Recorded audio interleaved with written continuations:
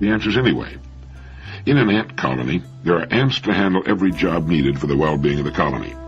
It seems to be that way with human colonies, too. Regardless of the work needed to be done, there are people willing and quite able to do it. When I fly into another city, I know there'll be people there doing every job needed to be done. There'll be the girls behind the coffee counters, the sweepers, the porters, desk clerks, cab drivers, housekeepers, maids. I turn on the radio, there's an announcer. It's the same on television. There are the hospital staffs hard at work with 1,000 different jobs being handled by 1,000 different specialists, from the neurosurgeon to the person who burns the debris. Grocery and drug stores will be open and staffed. If I should need a shirt or a tie, I have only to walk a short distance.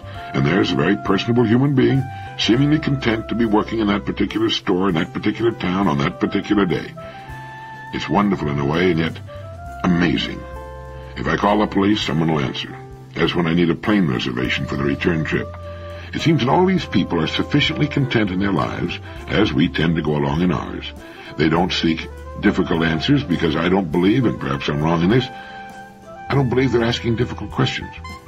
Does the man from whom I buy my shirt ask himself, what in the world am I doing working here in this shirt shop here in, say, Akron, Ohio? The other day at lunch, I was seated next to a large table at which were seated about 12 men. Listening to their animated and cheerful conversation, I learned they were insurance salesmen, all from the same agency, I assumed. One said something to the effect that there should be some kind of guaranteed income for insurance salesmen. He said it in a joking way, and another piped up and said, yeah, and it ought to be $35,000 a year. Well, at this, there was a great chorus of yells. Right, yeah, hooray, I'll buy that, I'll drink to that. They were as delighted as children at the thought of earning $35,000 a year. And other comments I heard indicated that at least some of them were earning more like $9,000 or $10,000 a year. They were nice-looking, well-dressed men ranging in age from their early 20s to their 40s, and they could be found in every town and city in the country. They're as necessary to our economy as any other important group. But why do they choose that particular way, or settle for what they're getting? Not just the insurance men, but everybody. How about the girl behind the coffee counter at the airport at 4 in the morning when you're waiting for your plane? What's she doing there? Of what forces does she stand at the confluence at that particular coffee counter in that particular town? Why isn't she studying for a degree in engineering or medicine or agriculture? What is she doing there? Satisfied for the moment at least with that job, with the pay she's getting for that job and the hours she has to work, wearing that uniform behind that counter? What were her parents and home like? What did they talk about? What were their aspirations, their educational achievements? I hope you find this subject as fascinating as I do. Dr. William James called habit the flywheel of society. Above all, what caused them to settle for what they're getting, for what they're settling for? What caused you and me to settle what we're settling for? If it's all we really want, that's fine, I suppose, but who has all he really wants? And if there's a gap between what we have and what we want, what are we doing? And what would we like to do? What action are we taking to narrow and close that gap? Perhaps it's more than we truly want. If we have a picture in our minds of what we really want, at least the next step on the ladder, it's good to keep in mind that we also have the key to getting it, and the key is still the same, it's never changed. It's imagination. Remember, imagination is everything. Any one of those young insurance men can earn $35,000 a year, the sum at which they were whistling and waving their arms. I spoke at a meeting of CLU's Chartered Life Underwriters in Hartford, Connecticut recently, in which practically every man in the room, more than 400, was earning $35,000 or more, often much more a year. They had found ways of utilizing their personal resources in such ways as to be of more service to their clienteles. The girl behind the coffee counter in the airport, what does she want? What is she looking for? Chances are her culture has taught her, despite everything to which she may have been exposed during her lifetime, that she is to find a husband and settle down to raise a family. What husband? Who? Why? It seems to become a matter of self-image, doesn't it? We see ourselves in certain lights, living certain ways, doing certain things, settling for different rungs on the ladder, different rungs of education, ways of living, income. But have we done it consciously? That is, have we articulated and decided upon the place we're shooting for? Or have we let it be dictated by our early environment? It can be a conscious choice. For the insurance man, the waitress, for you and me. Here are some interesting definitions from a book now out of print by Dr. Emmett Fox entitled Make Your Life Worthwhile. A scientist is one who asks how. A philosopher is one who asks why. A hero is one who does the kind of thing that others are content to admire. A gentleman is one who never takes an advantage. A coward is one who sees the higher and chooses the lower. A thief is one who tries to get something on any plane which he has not earned. An adult is a person who has learned to control his emotions. A youthful person is one who's never bored. An elderly person is one who has lost the capacity for wonder. A quack is a doctor of any school who treats symptoms instead of causes. A crank is a person who does not see things in the way we do. Criticism is only an indirect form of self-boasting. The punishment of the liar is that he cannot believe anyone else. The curse of ignorance is that the victim never suspects it. That goes along with Plato's comments on the subject. The malice of poverty is to have nothing to give. The perfect man will be here when the perfect woman is here to claim him. And the man who overstresses his ancestors is like a potato plant. The best part of him is underground. He also had a good bit of advice to give. The present moment is never intolerable. It's always what's coming in 5 minutes or 5 days that makes people despair. We seldom worry about the present moment. It's things that we're looking forward to that we worry about. The present job never tires people. It's work that's waiting for them that wears them out. If people would reflect that one can only do one thing at a time, and therefore there's never more than one thing to do at a time, there'd be less fatigue in the world. On Monday, one can only do Monday's work, and for Tuesday's work, there's Tuesday. Healthy fatigue comes from healthy physical and mental work, and usually one night's sleep is enough to repair it. Nervous strain is a different thing altogether, and comes from trying to do tomorrow's work today, or the task at 4 o'clock at 2 o'clock. Live in the present, and this applies to both time and place. Keep your attention to the present moment and in the place where your body is now. Do not have your body in New York and your mind in California, or vice versa. Don't have your body functioning at noon and your mind at 6 p.m. Do a good, fair day's work and then stop. Overwork is not productive in the long run. Well, that's good advice, Dr. Fox.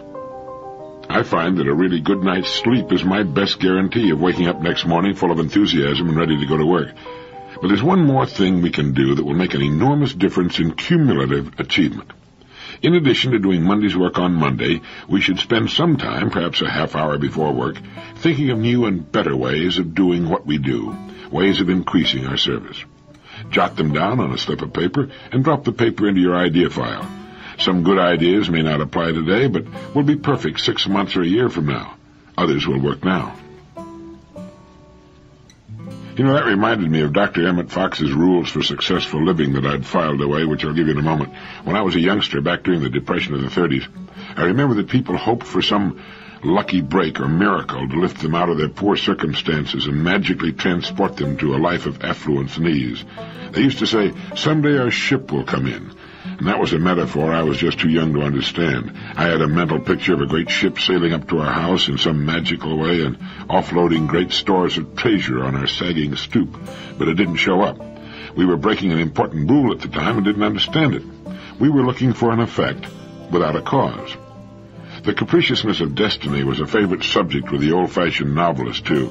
Emmett Fox has pointed out that in their 3-volume world, people's lives were spoiled because one letter was stolen and went astray. The hero rose from obscurity to wealth and fame through saving someone from drowning at the seashore. One false step ruined an otherwise promising career. One turn of fortune's wheel solved all problems for someone else. Well, all that is nonsense. We are not at the mercy of some mysterious fate, other than a sudden, unpreventable, and unforeseen physical accident. Each incident in our lives is a trifle, and trifles have only trifling effects. In the long run, you demonstrate your character, and you cannot ultimately miss the mark for which you're fitted because of any coincidence. A particular incident may give you a temporary advantage or cause you passing grief or inconvenience, but it does not change your whole life story. An energetic and enterprising person who attends to his business will make a success of his life, whether he meets a helpful stranger on a plane or not, whether a particular letter concerning him is lost or not. The miscarriage of the letter may deprive him of a particular position. Meeting with a helpful and influential stranger may bring his success a little sooner. But if he has the qualities demanded for success, he will succeed in any case. And now here are Dr. Fox's rules for living successfully. 1. Plan tomorrow's work today. 2. Review the events of the day very briefly before going to bed. 3. Keep your voice down. No screamers wanted. 4. Train yourself to write legibly. 5. Keep your good humor, even if you lose your shirt. 6. Defend those who are absent. 7. Hear the other side before you judge. 8. Don't cry over spilled milk. 9. Learn to do one thing as well as anyone on earth can do it. Good rules, aren't they? They may seem obvious, even trite, but each one has hidden behind an enormous power for good and accomplishment. We should never waste our time looking for lucky breaks. Luck is what happens when preparedness meets opportunity. The cumulative effect of well-directed daily effort, even 5 days a week, is enormous.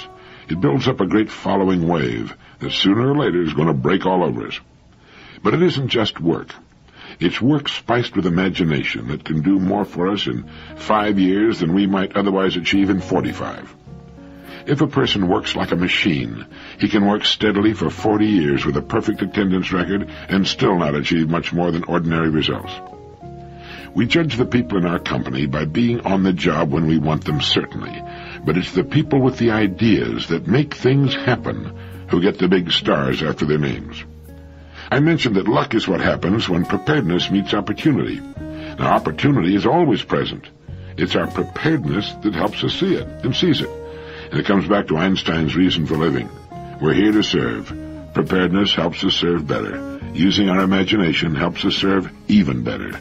The rewards will come of their own accord. We don't even have to concern ourselves about them. Some time back I met a man who told me a very interesting story. He had been an artillery officer in the Second World War, and his battalion came very close to being overrun during the Battle of the Bulge. They managed to hold their position, but in doing so they were exposed to the cold for such a long period of time that this officer's feet were frozen. The battalion doctor, who had been an OB man in civilian life, told him that he should send him back to the rear for hospitalization. But if he did, he was afraid, because of the sudden great jam of injured flooding to the rear, that they might amputate the feet. And he suggested that the officer stay where he was, and while he couldn't promise anything, the doctor would try his best to save his feet for him. Well, as it turned out, he was able to do just that. And today, the Battle of the Bulge and the frozen feet are only a memory. But a big part of that memory is of the doctor who went to a lot of special trouble, despite his crowded, hectic days, to save those feet. We can all look back to someone who took special pains to serve us. In many cases, it was a conscientious parent or teacher who refused to be satisfied with just doing his job and no more. I think the lesson there is important. It's that what we do and how we do it is important. We can never tell when something we say or do or a little extra effort we take will go a long way toward helping someone, maximizing our service. Nor do we have to wait for large and important occasions. The opportunity is present every day.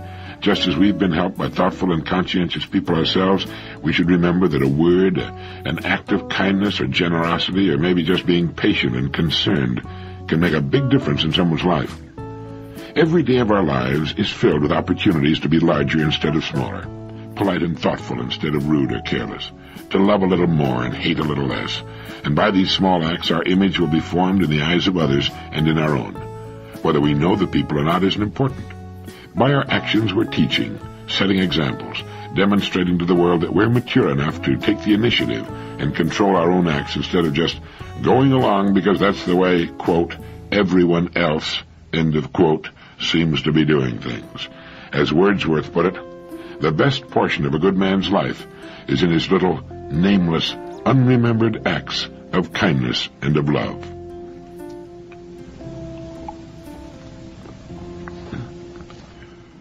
When we think of service, we tend to think of being busy, but that's only part of the story.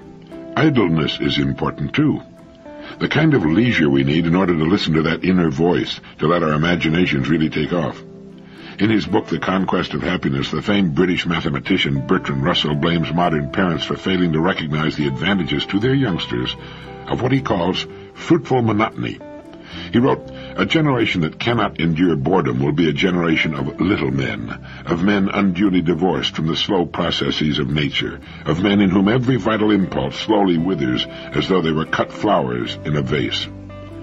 Today's great concern is for organized, supervised, and directed activity. Each year, fewer children are being left alone long enough to discover and enjoy the world, the time of fruitful monotony.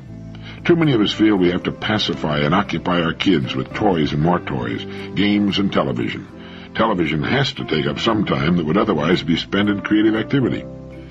Robert W. Wells, a feature writer for the Milwaukee Journal, wrote an article many years ago which I clipped and saved, and he said, "Children have an inalienable birthright, the leisurely, pressure-free hours when a child is thrown on his own resources and forced to become acquainted with himself." Wells told of a time when he was a boy that he found himself terrifically bored. He complained to his grandmother about having nothing to do. And then he wrote, "She took me by the hand and led me out onto the big front porch, where a succession of fiercely preoccupied bumblebees plunged headlong into the blue morning glory blossoms. The sounds and smells of summer were in the air, and his grandmother said, 'Nothing to do? The world is there. Go use it.'" And I remember reading about a mother who, when one of her children would complain about having nothing to do, would empty her large container of buttons on the floor and say, "There's something for you to do. Pick up all those pretty buttons and put them back in the basket." That only happened about twice with each child before he or she found things to do without coming to complain to the mother about boredom. Boredom is a great time for reflection, for using the imagination.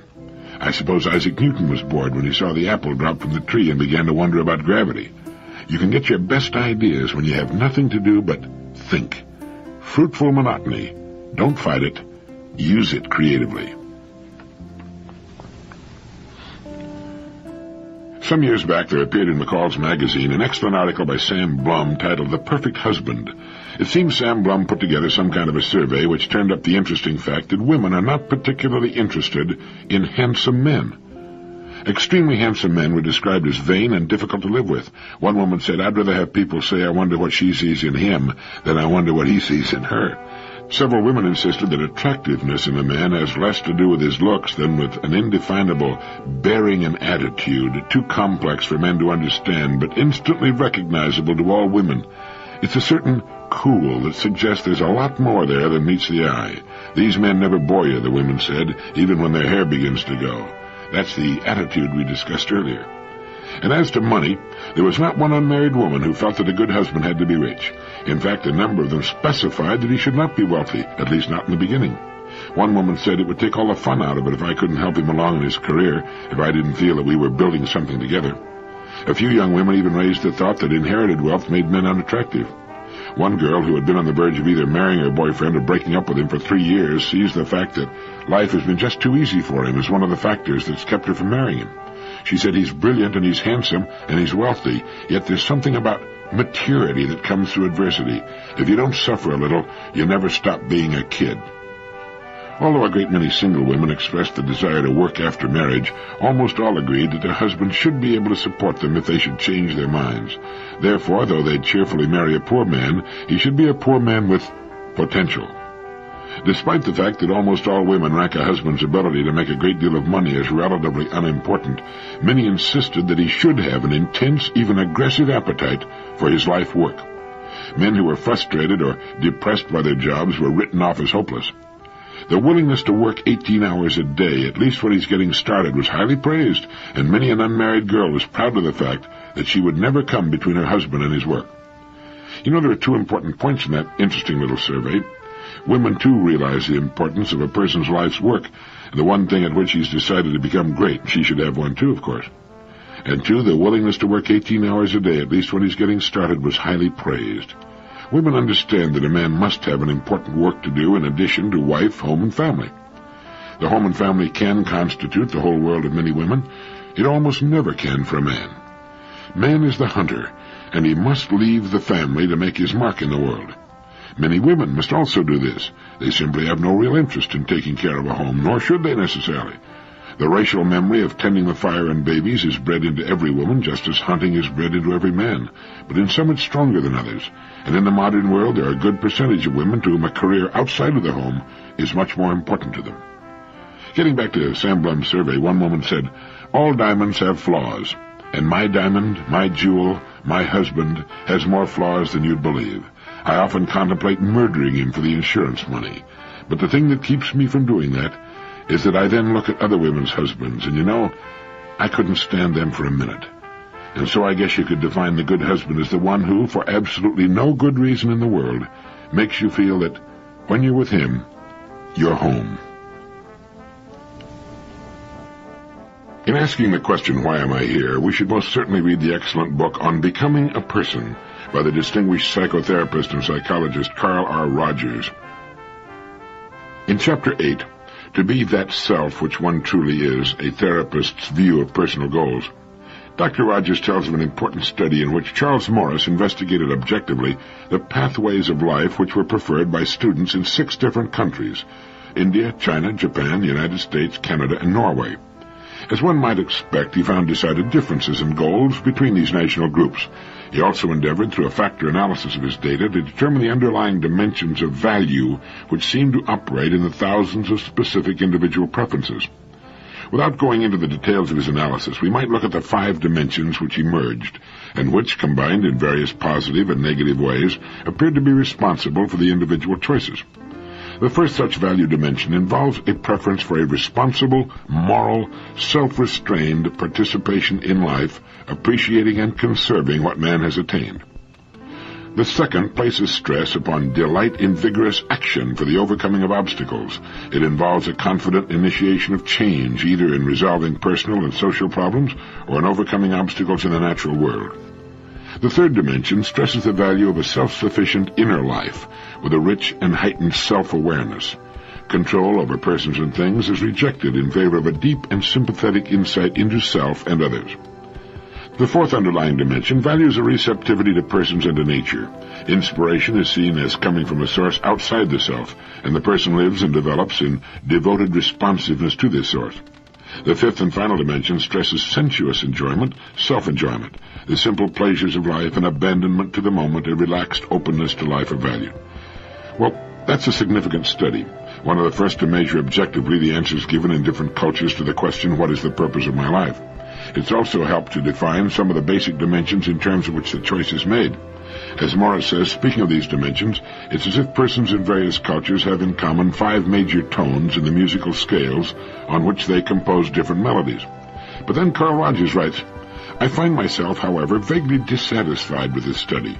None of the ways to live which Morris puts before the students as possible choices, and none of the factor dimensions, seem to contain satisfactorily the goal of life which emerges in my experience with my clients.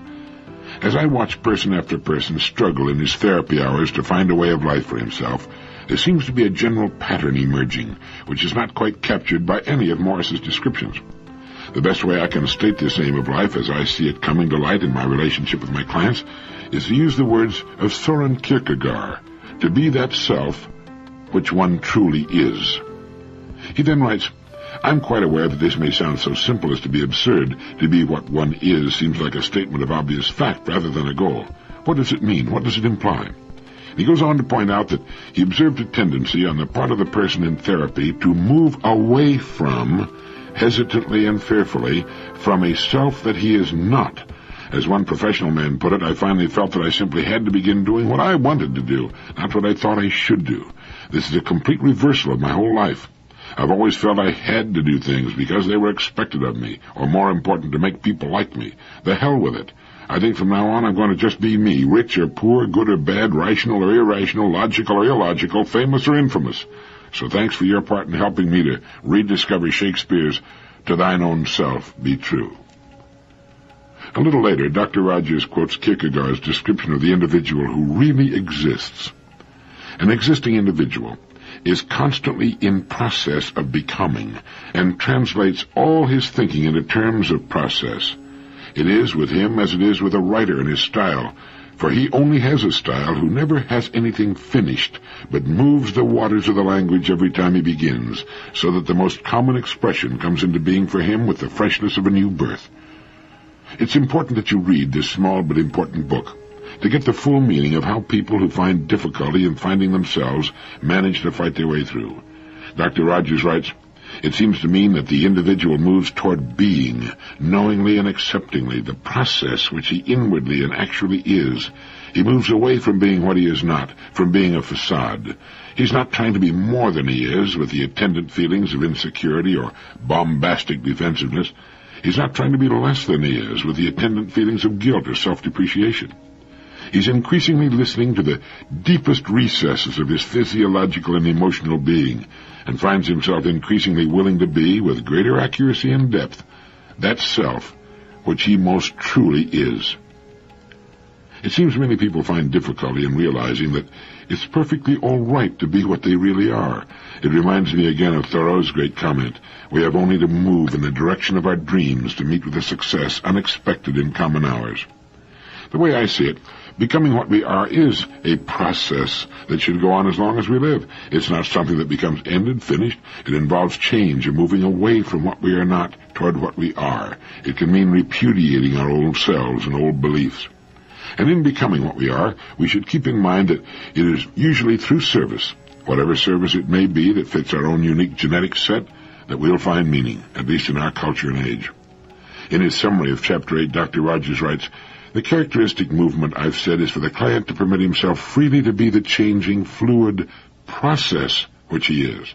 He moves also toward a friendly openness to what's going on within him, learning to listen sensitively to himself. This means that he is increasingly a harmony of complex sensings and reactions rather than being the clarity and simplicity of rigidity. It means that as he moves toward acceptance of the isness of himself, he accepts others increasingly in the same listening, understanding way. He trusts and values the complex inner processes of himself as they emerge toward expression. He's creatively realistic and realistically creative. He finds that to be this process in himself is to maximize the rate of change and growth in himself. He's continually engaged in discovering that to be all of himself in this fluid sense is not synonymous with being evil or uncontrolled. It is instead to feel a growing pride in being a sensitive, open, realistic, inner-directed member of the human species, adapting with courage and imagination to the complexities of the changing situation. It means taking continual steps toward being in awareness and in expression, that which is congruent with one's total organismic reactions. To use Kierkegaard's more aesthetically satisfying terms, it means to be that self which one truly is.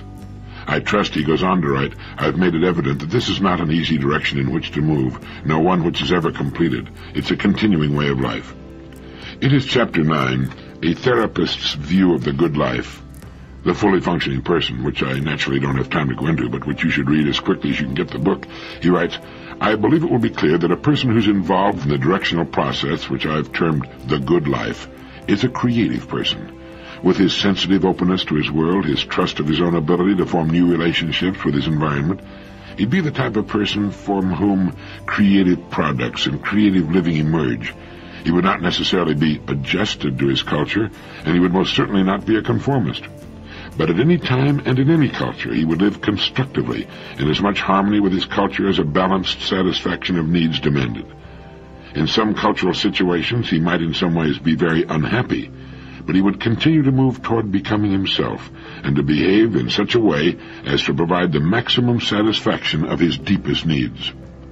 Such a person would, I believe, be recognized by the student of evolution as the type most likely to adapt and survive under changing environmental conditions. He'd be able creatively to make sound adjustments to new as well as old conditions. He'd be a fit vanguard of human evolution.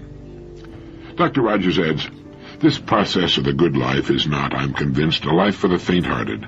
It involves the stretching and growing of becoming more and more of one's potentialities. It involves the courage to be. It means launching oneself fully into the stream of life. Yet the deeply exciting thing about human beings is that when the individual is inwardly free, he chooses as the good life this process of becoming. That when the individual is inwardly free, he chooses as the good life this process of becoming. There's some pretty good evidence available that indicates we're smarter asleep than we are awake. It's a good idea to form the habit of remembering our dreams when we can upon arising.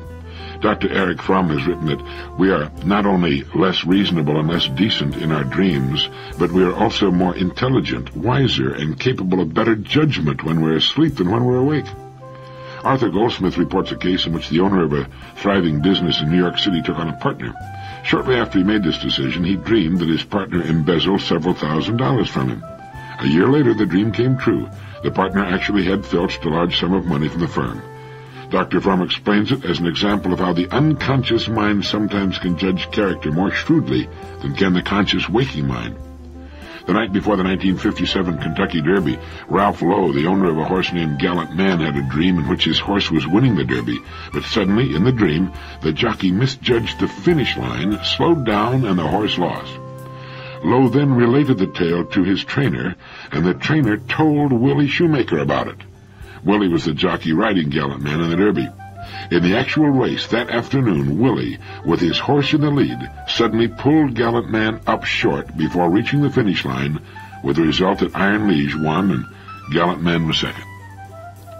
Dr. Fromm explains that the waking mind often is distracted by a kind of psychological noise or static, fear, vanity, prejudice, overconcentration on one aspect of the situation and the like. These emotions and prejudices sometimes interfere with clear observation and accurate judgment. But during sleep, the static is shut off, and we can form clearer, more honest opinions, thus more accurately predicting the course of future events. As another analyst put it, we know more than we think we know. One time a yachtsman who went to sleep aboard his anchored boat was disturbed by a dream in which a voice warned him that another boat was bearing down on him, threatening a collision. He awoke so upset by the vivid warning that he went on deck for a look around. Everything was quiet, although a thick fog had rolled in during the night, cutting visibility to nearly zero. He went below again and fell asleep to have the same ominous dream.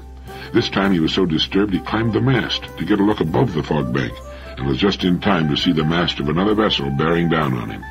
He shouted a warning, and the skipper of the other craft swung his helm, barely avoiding a collision. Now it's possible that the yachtsman sensed in his sleep the distant throbbing of the other craft's engine, a vibration which might carry for considerable distance on a still, foggy night. Even though the sound was too faint to register on his waking conscious mind, it may have been picked up by his sleeping unconscious mind, which flashed him a warning of danger through a dream. Perhaps the best answer to the question, do dreams predict the future, is a cautious, limited kind of yes. Dreams express our wishes and feelings. Wishes and feelings motivate behavior, and behavior shapes the future. In Peter Drucker's excellent book, The Effective Executive, he points out that the effective executive focuses on contribution. He looks up from his work and outward toward goals. He asks, what can I contribute that will significantly affect the performance and the results of the institution I serve? His stress is on responsibility. The focus on contribution, service, is the key to effectiveness. In a man's own work, its content, its level, its standards, and its impacts. In his relations with others, his superiors, his associates, his subordinates. In his use of the tools of the executive, such as meetings or reports. The great majority of executives tend to focus downward. They're occupied with efforts rather than with results. They worry over what the organization and their superiors owe them and should do for them. And they are conscious above all of the authority they should have. As a result, they render themselves ineffectual. The head of one of the large management consulting firms always starts an assignment with a new client by spending a few days visiting the senior executives of the organization one by one. After he's chatted with them about the assignment and the client organization, its history and its people, he asks, though rarely, of course, in these words, "And what do you do that justifies your being on the payroll?" The great majority, he reports, answer, "I run the accounting department," or "I'm in charge of the sales force." Indeed, not uncommonly, the answer is, "I have 850 people working under me." Only a few say, "It's my job to give our managers the information they need to make the right decisions," or "I'm responsible for finding out what products the customer will want tomorrow," or "I have to think through and prepare the decisions the president will have to face tomorrow." The man who focuses on efforts and who stresses his downward authority is a subordinate, no matter how exalted his title and rank. But the man who focuses on contribution and who takes responsibility for results, no matter how junior, is in the most literal sense of the phrase, top management. He holds himself accountable for the performance of the whole. And what applies to the good executive applies also to the good parent or teacher or physician or any person of great responsibility or any person or student who aspires to responsibility. People who do not ask themselves, what can I contribute, are not only likely to aim too low, they're likely to aim at the wrong things.